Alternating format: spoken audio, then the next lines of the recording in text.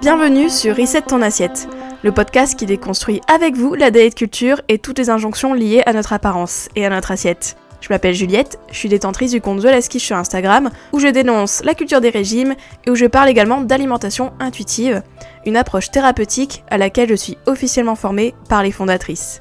Je suis ravie de vous avoir sur mon podcast et je vous souhaite une très bonne écoute.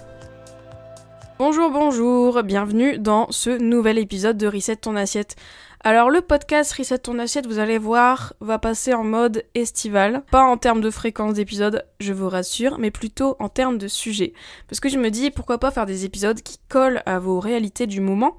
Et donc, forcément, réalité du moment, c'est quoi ? C'est l'été, c'est la plage, c'est le maillot de bain. Et donc, on va parler du summer body. Parce que je sais que le summer body, c'est une injonction qu'on retrouve chaque année. Chaque année, il y a cette injonction. Ce qui est dingue, hein, moi je trouve ça dingue. Parce que je pense qu'on est beaucoup à avoir parié sur la fin de ce summer body. Beaucoup de gens se disaient, non mais summer body, c'est tellement dépassé, etc. Et au final, on se retrouve toujours avec les mêmes injonctions, les mêmes invitations à maigrir, à être prêt pour la plage, etc. Et donc, comme ce sujet m'énerve beaucoup, d'ailleurs j'en ai parlé pas mal sur Instagram ces dernières semaines, j'ai fait une masterclass aussi, Objectif Summer Serenity, sur le sujet de l'été en général, parce que je sais que l'été, c'est une saison qui vous angoisse pour beaucoup. Et de toute manière, les sondages me donnent raison aussi, puisque selon un dernier sondage IFOP, il y a plus de 1 Français sur 2 qui est anxieux à l'idée de se montrer à la plage en fait en maillot. Et il y a même 93% des Françaises qui se préparent littéralement pour la plage, c'est-à-dire en termes de que ce soit en termes de régime, etc., mais aussi pilosité, tout ça, on est tous plus ou moins anxieux par rapport à ça, l'idée d'être en maillot, l'idée d'être sur la plage, à l'idée de mettre des tenues plus légères cet été, etc., etc. Et vraiment, je trouvais ça important de faire un épisode sur ça dédié au summer body, mais aussi à l'origine du summer body. Enfin, moi, personnellement, je trouve ça toujours intéressant de savoir, ok, d'où ça vient, en fait, cette mode, et comment elle est arrivée, comment on en est arrivé avec cette injonction-là chaque année. Et surtout, vous donner, moi, ce que j'en pense du summer body, sans langue de bois, comme toujours. Et aussi vous donner un peu, moi, mes pistes, je dirais, pour, juste relativiser par rapport au summer body. Donc, on va parler de ça dans cet épisode. J'espère qu'il va vous plaire, j'espère que peut-être il va vous apaiser même d'1%. Ça serait cool. Voilà, donc si vous êtes partant pour parler summer body et critiquer ce concept-là, restez avec moi, on va bien s'amuser. C'est parti. Donc comme je vous disais dans l'intro, moi je pensais que le summer body allait plus ou moins s'arrêter. Enfin déjà de dire summer body, je trouve ça un peu, un peu vieux, mais bon au final non, donc il est toujours là. Donc summer body, donc juste pour décortiquer le mot, il y a summer qui veut dire été, body qui veut dire corps, donc littéralement corps pour l'été. C'est aussi appelé bikini body. Ça c'est les fit girls, les filles qui font du fitness qui appellent ça bikini body. Donc c'est pour le corps en bikini, le corps en maillot quoi. Ou beach body, c'est-à-dire tout simplement un corps sur la plage.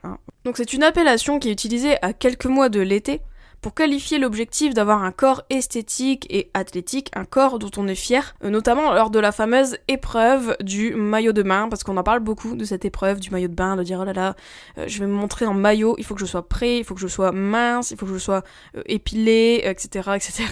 Il faut que je sois parfait, quoi, en gros. Et on pense aussi à quel maillot prendre, lequel est plus flatteur, etc., etc. Et là, je vous renvoie du coup à l'épisode d'avant sur la mode, d'ailleurs, avec la mode intuitive. On a beaucoup parlé du côté se mettre en valeur, mais bon, là, je digresse un petit peu. Mais bon, voilà, en gros, toujours se mettre en valeur, savoir comment montrer ses atouts à la plage et surtout comment cacher ses défauts, voilà. Et vraiment, le concept de summer body, je trouve qu'il y a cette idée de marathon avant l'été, comme si tout le monde, on devait se préparer, maigrir, faire des régimes des mois et des mois en avance, etc., pour être prêt pour le moment où on est en maillot, c'est-à-dire peut-être 3% de notre temps dans toute l'année, littéralement. Je sais pas vous, mais moi personnellement, si je compte le nombre d'heures que je passe en maillot de bain dans toute mon année, c'est pas beaucoup. Après moi je suis dans le nord, donc désolé les nordistes qui passent par là, mais bon, faut le reconnaître que voilà, on n'est pas à Nice, ok. Voilà, il y a ce côté marathon du coup, je trouve, avec ce summer body, le côté qu'on doit se préparer, comme si on était une petite dinde qui se prépare pour Thanksgiving, le summer body c'est ça en fait, on va passer à la casserole, il faut se préparer. Et juste pour revenir à l'histoire du summer body, parce que moi ça m'intéressait de voir, ok, depuis combien de temps on parle du summer body. Parce que moi je pensais que le summer body ça venait de il y a quelques années. Après je me suis dit vas-y c'est un truc marketing, je suis sûre que ça date juste d'une décennie en fait, et ou à la rigueur de 2 décennies, mais bref, avant on n'en parlait pas tant que ça. Et en réalité quand je me suis penchée sur les origines du summer body, c'est faux, en fait c'est vraiment pas un truc récent, c'est un truc assez vieux au final le summer body, parce que ça date déjà des années 20. C'est dans les années 20 qu'on a commencé à vraiment à mettre un maillot de bain si vous voulez, parce que c'est là où on a commencé à se baigner en fait tout simplement. Il y a eu après il y a toute l'histoire aussi des congés payés, tout ça qui arrive après. Mais en gros, c'est vraiment le moment, dans les années 20, dans les années 30, etc., où beaucoup de gens vont à la plage, vont se baigner, etc. Et donc, forcément, il y a cette problématique de mettre des habits de bain, des habits pour se baigner, et des habits qui ne soient pas trop révélateurs. Parce qu'à l'époque, l'enjeu était plus, du coup, pas forcément à être mince, même si ça va venir, mais c'était aussi surtout à être pas trop provoquant dans ses tenues de bain, hein, c'est-à-dire mettre pas non plus un maillot de bain qui montre trop de formes ou qui montre trop de peau. D'ailleurs, il y a eu beaucoup de femmes qui ont été arrêtées à l'époque parce qu'elles mettaient des maillots de bain, genre au lieu d'arriver à la cheville, ça arrivait au mollet, quoi. Donc elles étaient arrêtées, hein, parce que c'était trop scabreux. Quand même, c'est marrant, je trouve, de revenir à cette origine-là et de se dire, ok, déjà à l'époque, en fait, le problématique était plutôt dans le côté révélation du corps, même si on en a encore là, hein, dans les débats. Hein. On a quand même encore ce côté de qu'est-ce qu'on peut montrer sur la plage, qu'est-ce qui est indécent, qu'est-ce qui ne l'est pas. Il y a toujours en plus, je trouve, tous les ans, il y a ce débat de les naturistes versus les non-naturistes sur les plages, etc. Les gens qui vont se mettre topless, enfin voilà. Il y a toujours eu quand même aussi, je pense, ce débat sur qu'est-ce qu'on montre, qu'est-ce qu'on peut montrer sans choquer, etc. Donc déjà à l'époque il y avait ce débat-là. Et ensuite il y a eu l'enjeu aussi sur montrer un corps qui est performant en fait, tout simplement. Parce que dans les années 20, on a compris en fait que montrer son corps quand on se baignait, etc. c'est un enjeu important parce qu'on se dévoile quand même plus aux gens. Et donc il y a eu, donc petit à petit, les maillots de bain sont devenus de plus en plus, pas comme ils sont aujourd'hui, mais presque dans le sens que voilà, ils sont devenus de plus en plus révélateurs. Et donc il y a eu cet enjeu de montrer voilà, qu'on était performant dans notre corps, c'est-à-dire qu'on avait une silhouette élancée, qu'on avait des muscles toniques, etc., qu'on avait peu de graisse, etc., tout ça. Donc ça a commencé, en fait, on a commencé, à partir des années 20, à parler de summer body, notamment dans les journaux et magazines féminins de l'époque. Donc on voit déjà dans les magazines de cette époque-là des recommandations pour comment être bien sur la plage, comment être belle, comment avoir une silhouette affermie, comment avoir un corps svelte, etc. Donc il y avait déjà ces injonctions dès les années 20 en fait. Voilà, donc ça s'est intensifié juste avec le temps. Il y a eu d'autres bien sûr injonctions qui sont venues se coller à ce summer body, mais voilà, il y a eu quand même ces injonctions de ce summer body, même si je pense que en France, aux années 20, je pense pas qu'on disait summer body, mais voilà, il y avait quand même cet enjeu de on va montrer son corps à la plage, donc on va montrer qu'on est performant, donc on va avoir un corps mince, on va montrer un corps mince pour dire ok, nous on n'est pas la populace, nous on est de la classe supérieure, on est stylé, on est mince, on n'est pas gras comme la classe populaire, etc., etc. Donc il y avait quand même aussi ce côté-là. Et il y avait aussi des connotations sanitaires aussi beaucoup. C'était un enjeu de santé aussi de montrer qu'on était mince. Un peu comme aujourd'hui, hein, mine de rien, il y a toujours ce côté minceur est égal santé. Et à cette époque aussi, en fait, on pensait déjà que quand tu étais mince, tu étais forcément en meilleure santé, tu étais plus sain de corps, etc. Donc voilà, et puis forcément les magazines féminins, oui, hein, pour eux c'était toujours la même rengaine, c'est-à-dire de dire, voilà, les femmes, si vous voulez être élégante, si vous voulez être raffinée, si vous voulez être, voilà, belle, tout simplement, il fallait être fine, il fallait être mince, très svelte, etc., etc. Donc il y a beaucoup de magazines, à partir des années 20, qui ont commencé à établir des standards chiffrés d'une silhouette idéale, voilà. Donc tout a commencé comme ça, la dictature du summer body était née à cette époque, voilà. Et maintenant on appelle ça summer body ou bikini body. Moi je trouve que maintenant, le summer body actuel, c'est d'être mince, d'être bien sûr bronzé, épilé, tout ça, bien sûr, tout ça c'est des injonctions aussi liées aux femmes aussi, beaucoup, hein, parce que les hommes, on ne demande pas à ce qu'il soit épilé, just saying. Et donc c'est pour ça aussi que maintenant on se retrouve avec toutes ces injonctions liées au summer body, le fait d'être mince, le fait d'être aussi épilé, d'être bronzé beaucoup, etc., etc. Et maintenant je trouve qu'il y a aussi ce côté musclé qui revient, notamment avec les fit girls, hein. Je vais pas citer Sissi Mua, mais on va la citer, hein, Sissi Mua, Justine Galis, etc., toutes les fit girls en vue sur YouTube, etc., en France, elles parlent du bikini body, hein. Moi je me souviens qu'à l'époque, je crois qu'elle le fait toujours d'ailleurs, Sissi Mua, s'était fait connaître avec un programme Bikini Body, voilà, où pendant 30 jours tu faisais des abdos dans ta chambre et d'un coup forcément au bout de 30 jours tu avais le corps parfait pour la plage. Notez mon sarcasme, hein, bien sûr. On parle aussi de bikini body parce que bah voilà, c'est le corps qu'on exhibe en bikini. Et donc il y a toujours cet imaginaire, je trouve, qu'on pourrait changer son corps très vite, on pourrait changer son corps facilement, juste avec un peu de volonté et juste en 30 minutes par jour, lol. Voilà, donc il y a beaucoup ce truc-là. Donc on va en parler de tout ça, parce que là je vous ai fait du coup une petite rétrospective des origines du summer body, mais là j'aimerais parler plus en détail de pourquoi c'est problématique. Bon, vous avez peut-être déjà eu des indices dans ce que j'ai dit juste avant, mais j'aimerais revenir sur chaque raison qui pour moi fait que le summer body est problématique.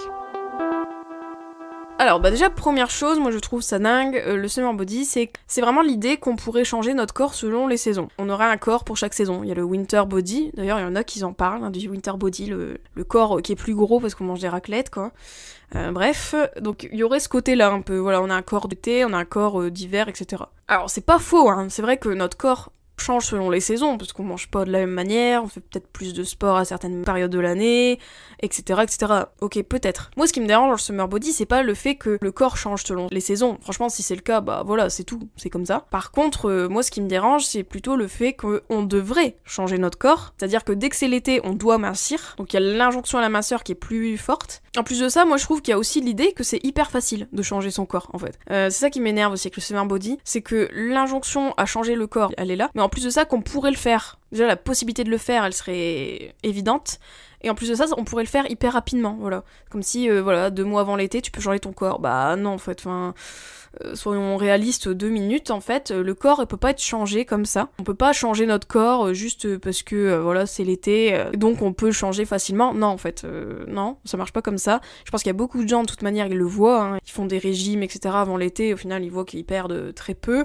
Voilà, parce que le corps, en fait, il est pas un bloc d'argile, qu'on en fait ce qu'on veut, un coup on le taille comme ça, un coup on le taille comme ci, bah non, en fait, ça marche pas comme ça, le corps humain. Et surtout, on n'est pas un sac à main, en fait, aussi. Notre corps devrait pas changer selon les tendances. Et d'ailleurs, il peut pas changer selon les tendances, en fait, déjà. On n'est pas un sac à main, on n'est pas un habit, on n'est pas un vêtement, on n'est pas un objet, en fait, tout simplement. Notre corps, c'est pas un objet qu'on peut faire ce qu'on veut, qu'on peut disposer comme on veut, qu'on peut changer à l'infini. Bah non, en fait, ça a des limites. Et je trouve que du coup, le summer body, c'est très mensonger, parce qu'on fait miroiter aux gens que le corps, on peut le changer facilement, rapidement. Il suffit de faire un programme sportif, il suffit de se restreindre quelques temps avant, et puis ça y est, bah non, en fait, ça marche pas comme ça. Donc ça, c'est vraiment le cœur, je dirais, du summer body, de la problématique du summer body, c'est le fait qu'on devrait changer, déjà le devoir, qu'on devrait changer notre corps selon les saisons, et qu'on pourrait le faire facilement, rapidement, etc. Et que si toi, t'arrives pas en plus à changer ton corps rapidement, bah t'es nul, alors que pas du tout. Donc voilà, donc moi je trouve que c'est très problématique par rapport à ça déjà, qu'on n'est pas un sac à main qui change selon les saisons comme on le souhaite. Ensuite, moi, ce qui m'énerve aussi dans ce summer body, c'est qu'on renforce l'idée que on peut juger le corps des autres, et que en plus l'été, ça serait un tribunal des corps, en fait, dans le sens que, on va à la plage, bah en fait la plage, ça serait une instance de sanction pour les gens qui sont pas assez minces, pour les gens qui ont pas fait le summer body, pour les gens qui ont pas fait le programme sportif, machin bidule, pour les gens qui ne passent pas leur vie à Basic Fit, etc.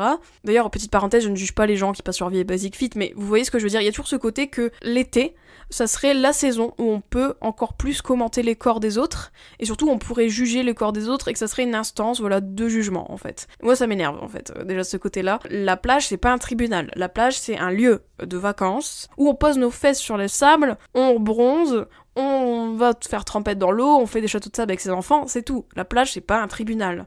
Et je trouve que du coup, ce summer body-là, même si on n'y croit pas, même si on dit « Oh, le summer body, c'est nul, etc. », il y a quand même cette pression. Enfin, rien qu'à voir les chiffres derrière les sondages IFOP, etc. sur le summer body, il y a quand même un Français sur 2, voire plus, qui stresse à l'idée d'aller à la plage. Enfin, c'est quand même très triste. Quand même qu'on peut pas profiter de l'été, qu'on peut pas profiter des plaisirs de l'été, c'est-à-dire aller à la plage et se mettre en maillot. Puis en plus, rien que dire summer body, déjà, ok, toi, si ton corps ne correspond pas au summer body, bah on s'en fiche, mais y a toujours ce côté que, ouais, ok, peut-être ton corps il correspond pas, mais du coup tu vas te faire juger. Alors que si on parlait juste pas de summer body du tout, peut-être que les gens seraient moins anxieux, parce qu'ils se diraient, bah non, mais en fait, moi, j'ai le corps que j'ai, et de toute manière, je vais pas me faire juger. Alors que là, on incite les gens à se juger entre nous, et on se dit, ok, la plage va être l'instance de jugement par excellence de l'été, et moi je trouve ça dingue d'en arriver là. de redire encore qu'on doit performer avec notre corps, hein, revient du coup à ce qu'on disait dans les années 20, le fait que voilà, notre corps, ce serait une performance, ça montrerait notre réussite, notre volonté, etc. Alors que pas du tout. Donc moi, c'est vraiment ça qui m'énerve aussi. Ce côté, on doit performer, on doit montrer son corps pour se faire juger, et qu'on va se faire juger. Enfin, moi, je trouve ça quand même inadmissible. Je vous rappelle que votre valeur est pas votre corps, pas du tout. Dites-vous que si votre corps il est ce qu'il est, c'est pas parce que vous faites pas assez de sport, c'est pas parce que vous faites mal, c'est pas parce que vous mangez trop, etc. C'est juste que votre corps, bah c'est tout, il vit en fait, et voilà, enfin, et il y a énormément de raisons qui expliquent votre poids aujourd'hui, il y a énormément de raisons qui expliquent votre physique aujourd'hui, notamment une grande partie génétique, hein, c'est pas forcément vos habitudes de vie, etc. Donc vraiment, no stress par rapport à ça, hein, je voulais quand même vous le redire. Moi je pense qu'il serait intéressant, pour tous les étés en général, ça serait qu'on arrête de se juger entre nous, en fait, de commenter le corps des autres, ça je le dis toute l'année, mais je trouve que plus particulièrement en été. C'est-à-dire que si vous voyez quelqu'un qui a grossi ou qui a maigri, quelqu'un de votre entourage, dites-lui pas, en fait, tout simplement. Ne commentez pas son corps. Et pareil, si vous êtes à la plage, essayez de pas forcément critiquer le corps des autres avec vos proches, par exemple. Et aussi, en tant que tel, si vous avez des pensées de jugement par rapport aux autres personnes, essayez de venir avec une pensée compatissante pour l'autre personne. Je pense vraiment qu'on a internalisé ce côté que la plage, ça c'est un tribunal, et j'aime pas du tout cette idée-là, donc je pense qu'elle nous rend pas service. Je pense qu'il y a beaucoup de gens qui sont anxieux à cause de ça. Donc si nous-mêmes, déjà, on pouvait, hein, comme on dit charité bien ordonnée commence par soi-même, hein, j'aime beaucoup les proverbes, vous le savez peut-être, mais bah, c'est pareil, je pense que si chacun, on arrêtait de juger le corps des autres, déjà en commençant par nous, voilà, si tout le monde on faisait ça, peut-être que on serait plus tranquille à la plage. Donc voilà, donc vraiment cette idée de summer body, que l'été ce serait la saison pour juger le corps des autres, que ça serait ok de juger le corps des autres, et que notre corps, ça serait notre performance, ça serait notre indice de valeur, etc. Pas du tout. Donc voilà, donc vraiment ça c'est quelque chose que rappelle le summer body, que clame le summer body, rien que le concept. Et ça me dérange profondément. Ensuite, autre chose qui m'énerve bien sûr avec le summer body, c'est que le summer body, bah c'est grossophobe, hein, je l'ai pas dit juste avant, mais voilà. C'est grossophobe, voilà, parce que le summer body, forcément, il est mince. Le summer body est raciste, parce que bah c'est toujours des gens blancs, en fait, hein. Le summer body, on pense à une fille blanche, blonde, mince.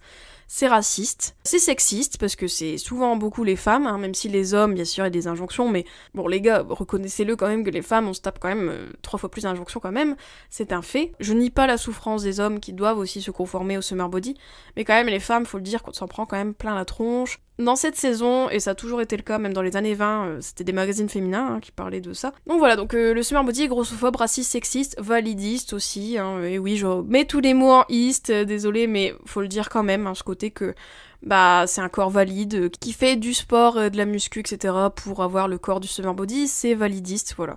Donc faut quand même dire que le summer body, même si vous êtes frileux par rapport aux mots en east, raciste, sexiste, etc., mais c'est quand même la vérité, hein, faut le dire, c'est que le summer body cristallise toutes les discriminations qu'on se prend tout le temps, qui sont vraiment inhérentes à la société.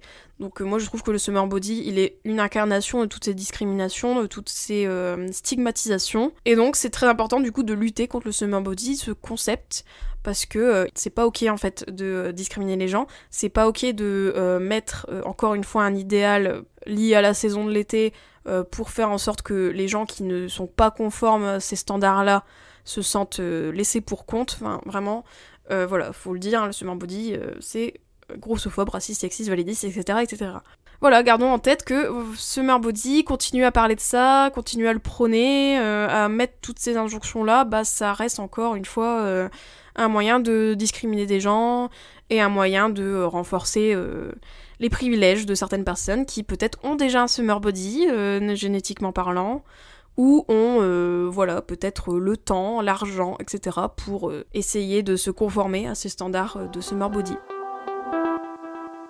Donc vous l'aurez compris, hein, moi le summer body, j'ai beaucoup de problèmes avec ce terme, ce concept, il m'énerve, et il m'énerve en plus de revenir à chaque fois qu'on en parle tout le temps. Et je trouve qu'il y a l'effet stressant aussi avec le summer body. Alors attention, l'effet stressant, qu'est-ce que c'est? C'est quand, je pourrais vous raconter l'histoire mais je vais pas le faire, mais en gros l'effet stressant, parce que c'est lié à Barbra Streisand, c'est quand on essaye d'éviter de parler d'une chose, mais du coup on en parle, et du coup en fait on parle de cette chose qu'on avait voulu éviter, vous voyez? C'est-à-dire qu'en gros, je sais pas, c'est comme quand on dit ne pense pas à un éléphant rose, bah tu vas y penser à l'éléphant rose. Bah là il y a un peu ce côté là avec l'effet stressant en fait, c'est quand on parle de quelque chose, pour éviter d'en parler, en fait on en parle, et donc on fait la pub de quelque chose qu'on voulait éviter d'en parler. Donc on fait la pub en fait de la chose qu'on voulait mettre sous le tapis. Et donc là c'est pareil que le summer body, moi je trouve qu'on devrait même plus en parler, même pour dire arrêtons avec le summer body, enfin du coup c'est ce que je fais au final. Du coup, moi, par exemple, là, l'épisode là, j'aurais pas dû en faire un. Parce que, voilà, en force d'en parler du summer body, peut-être qu'on renforce l'anxiété liée au summer body. Voilà, donc moi, je pense que ça serait bien, voilà, qu'on en parle une bonne fois pour toutes pour dire c'est nul, comme je le fais là aujourd'hui, mais qu'après, on arrête d'en parler, en fait. Voilà, tout simplement. Peut-être qu'en arrêtant d'en parler, en arrêtant de le mettre en avant, hein, là, je parle aussi aux gens qui surfent sur le marketing du summer body, hein, n'est-ce pas, les fit girls, hein, désolé, mais moi, je trouve ça un peu hypocrite, les gens qui disent ah, mais le summer body c'est vraiment nul. Puis après, 2 secondes plus tard, je te vends mon programme pour avoir un summer body, parce que quand même j'ai dit que c'était nul, mais en réalité ça serait bien d'y se conformer. Comment vous dire que ça me dérange aussi. Donc voilà, hein. Si on pouvait arrêter d'être hypocrite et arrêtons d'en parler en fait de ce truc, et peut-être que ça disparaîtra du coup. Donc juste mon mot de la fin pour cet épisode, hein, bien sûr. Bon, vous avez vu que moi et le summer body, on n'est pas très copains, mais moi je veux juste vous dire, si vous partez en vacances, si vous voulez profiter de votre été, en 2 mots, faites pas de restrictions pour essayer de maigrir pour l'été, ça sert à rien. En plus, vous allez avoir des compulsions, vous allez avoir tout ce qu'on connaît avec les restrictions, donc non, s'il vous plaît. Gâchez pas votre vie en fait à faire du sport intensivement juste pour coller au standard, juste pour avoir l'espoir de coller au standard. Je sais qu'ils sont très pernicieux, je sais que c'est un matraquage en fait, hein, tout ce qui est lié au summer body, mais essayez de résister, please, vraiment pour votre santé physique et mentale, hein, je vous le dirai jamais assez. Je pense qu'il y a beaucoup de gens peut-être qui se privent pour le summer body, mais après ils passent un été horrible où ils culpabilisent dès qu'ils mangent une chipolata ou une glace, et après à la rentrée c'est l'enfer, ils font des compulsions sur compulsions. Évitez vous-même d'avoir à vivre ça, hein, moi je vous le souhaite en tout cas de pas vivre tout ça. Et vraiment martelez-le dans votre propre tête, mais dites-vous que vous n'avez pas besoin de changer votre corps pour apprécier l'été. N'oubliez pas que le summer body c'est un business, il y a des gens qui sont là pour vous vendre des trucs, des régimes, etc. Pensez-y, pensez toutes les fit girls qui s'enrichissent aussi sur la misère et les insécurités des femmes, hein, n'oublions pas. Donc vraiment, enfin je dis fit girl mais aussi les fit boys, hein, il y a des hommes aussi qui font des programmes summer body pour les femmes. On vous voit aussi. Pensez-y que c'est un business tout ça, et que du coup c'est important de vous affranchir de tout ça si vous voulez pas vous ruiner, et en plus de ça d'entretenir un espoir qui va vous faire du mal en fait aussi. Prenez soin de vous, prenez-vous pas la tête avec l'été. Moi je vais essayer de faire des épisodes liés au complexe de l'été. C'est vraiment une petite mini-série là que je vais essayer de faire pour les prochains épisodes, donc j'espère que ça vous plaira. J'aimerais bien revenir en fait en détail sur l'origine des complexes, notamment chaque complexe, c'est-à-dire les cellulites, etc. Je trouve qu'il y a beaucoup de choses à dire. Et puis en même temps, je me dis pourquoi pas écouter ça sur la plage, hein, pour vous, ça peut être peut-être sympa. Et n'oubliez pas encore une fois que si le rapport au corps c'est une de vos problématiques principales, et que cet été va être compliqué, etc., vous le sentez. N'oubliez pas qu'à la rentrée, je relance les inscriptions à mon bootcamp Sort du moule, qui est un bootcamp focus sur le rapport au corps, donc si ça vous intéresse, n'hésitez pas à vous inscrire sur ma liste d'attente, il y a toutes les infos en description. Gardez-le dans un coin de votre tête, mais je relance ça en septembre-octobre. C'est un accompagnement de groupe sur le rapport au corps, qui a été super utile pour les filles qui ont vécu du coup cette première session là que j'avais fait au mois de mars.